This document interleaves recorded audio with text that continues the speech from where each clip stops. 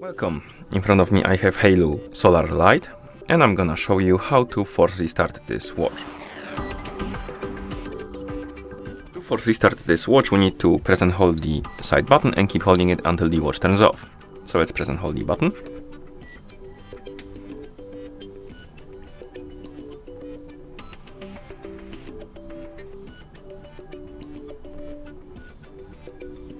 Once you see goodbye, you can release the button and the watch will turn off. After it does, wait for a couple of seconds and then you can turn it back on by pressing and holding the side button again. So let's press and hold it. And once you see the HAYLOU logo on the screen, you can release the button and wait until the watch is done booting up. As you can see, we're back in the system, and that's how you force restart this watch. Thank you for watching.